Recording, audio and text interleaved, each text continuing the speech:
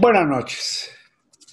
Ya saben ustedes que los asuntos de carácter económico me son, pues, desconocidos, sobre todo con la especialidad o especialización que tiene mi querido compañero y amigo Jesús Rangel. Chucho, buenas noches. ¿Cómo estás, Carlos? Buenas noches. Compañero de páginas en Milenio. Y Chucho, pues en los últimos 10 días se ha debatido mucho lo que va a ocurrir con la subcontratación en las actividades económicas de México, eso que le llaman el offsourcing, pero que en rigor es la subcontratación. Y creo que, como yo, mucha gente no está familiarizada. ¿Ante qué problema se está con la subcontratación en México? Sí, bueno, primero hay que reconocer, lo han reconocido los empresarios, que, como siempre, algunas empresas se pasaron de listas, no pagaron, usaron el outsourcing para no pagar impuestos o pagarte menos prestaciones a tus trabajadores. Entonces, qué bueno que la autoridad diga, a ver, vamos a regular porque finalmente estás afectando al trabajador. Y también el ingreso público. El punto es que esto viene desde el año pasado, no es nuevo. Salió una iniciativa de ley promovida por el senador Napoleón Gómez Urrutia, que hasta la secretaria del Trabajo dijo, esto es muy complicado, y no pasó. Hubo 16 iniciativas de ley en el Congreso, y salió esta última que está en negociaciones. ¿Por qué? Porque los empresarios fueron con el presidente y le dijeron, señor presidente, con esto se afecta entre 5 y 8 millones de trabajadores. Y por consecuencia se puede generar no solo desempleo, sino que existan empresas que se constituyan de volada para violar más la ley laboral. Pero a ver, perdón, Chucho, sí, para mejor comprensión de la audiencia.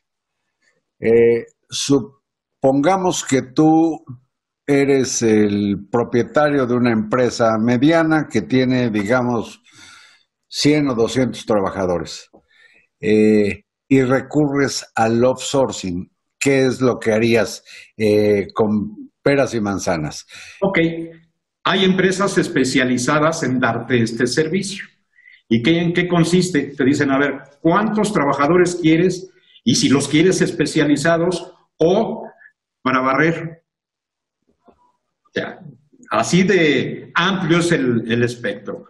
Para dar atención especializada o para dar servicios públicos.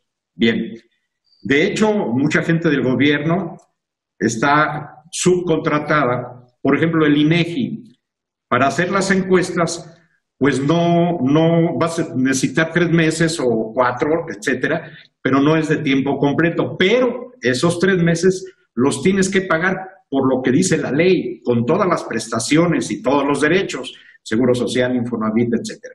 Entonces acudes a esta empresa y esta empresa te ofrece esos servicios, son especializados, más si estás pidiendo más especialización, ¿no? Y tú en tu empresa de 100 empleados, digamos, te aportan los 100 empleados o 50 o 25, ¿cómo qué proporciones imaginas que contratan las empresas por el sistema offsourcing?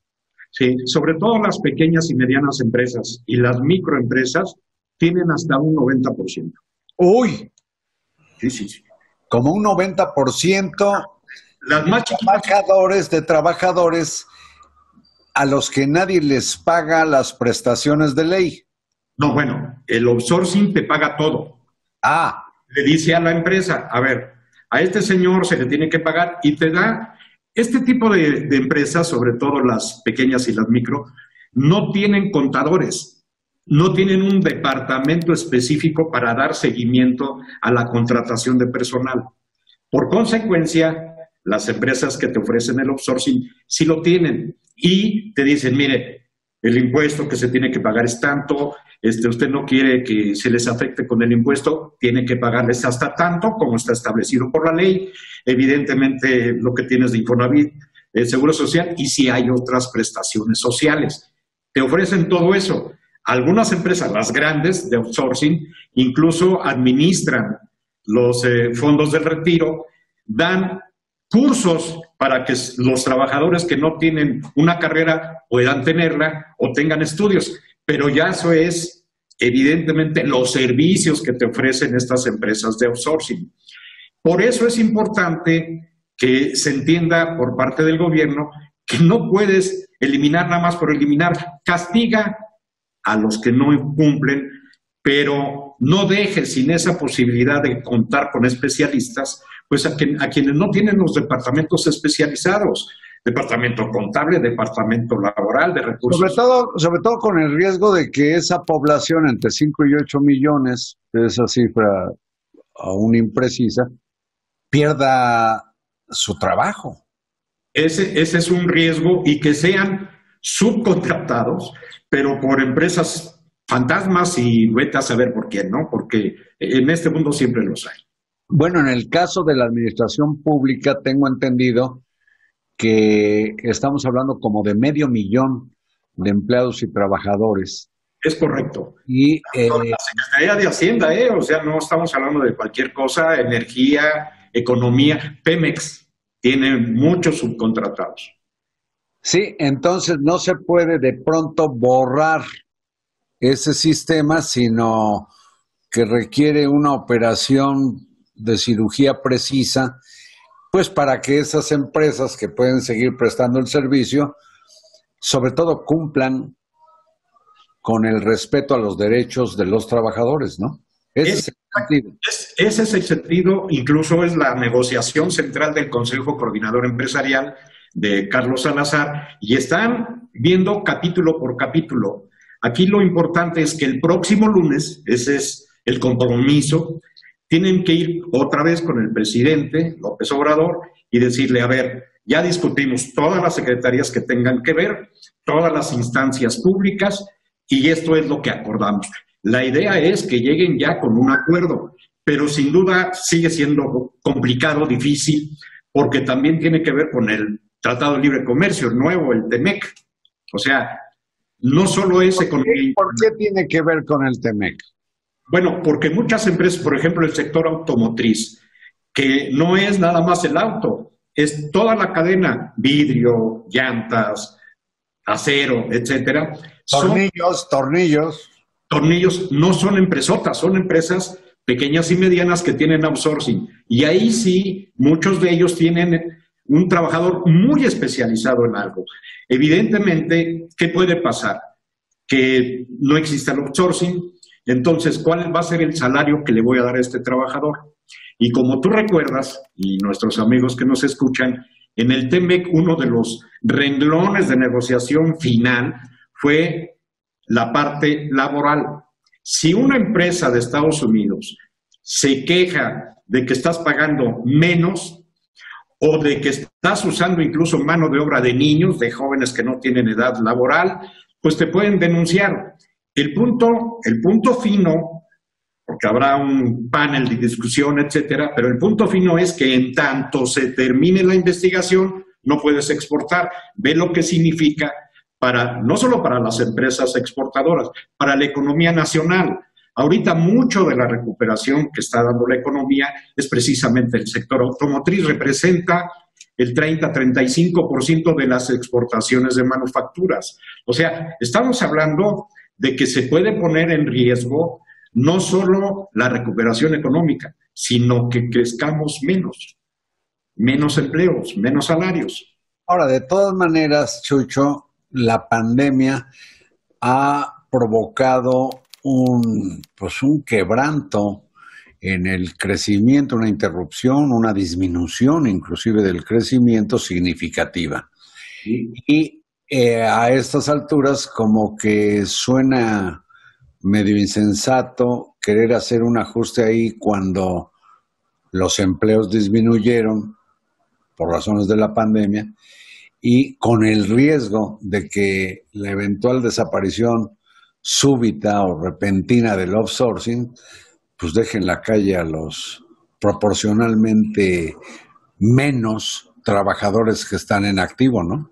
Es un tema muy importante. El Banco de México dio a conocer sus estimaciones y no son estimaciones de crecimiento económico y no son lo agradable que quisiéramos. Y con una advertencia, si la pandemia sigue, es imposible determinar mayores proyecciones, pero por lo pronto, lo dice muy claro, por las circunstancias actuales, en 2023 no veremos lo que teníamos en 2019. No, desde luego, pues si se supone que el decrecimiento ha sido de más del 9%, ¿no? Sí, O 9 puntos. ¿Cómo es eso? las estimaciones últimas que dio hoy el Banco de México en su informe, está hablando de 8.9 en promedio. La caída. Menos. Sí, una caída de 8.9. Y si en el 19 se creció 0 y el 20 será menos 0, estamos hablando de que se decrecerá más de 8 puntos. Exactamente, casi 9%. O sea, la recuperación va a ser todavía muy, muy remota, Jesús. La recuperación va a ser muy lenta. Eso es lo que advierte hoy el Banco de México. Ya hay una recuperación, pero no está, digamos, firme, como dicen los economistas. No la ves con un sostén fuerte, sino al revés. No va a ser sencillo, no es sencillo.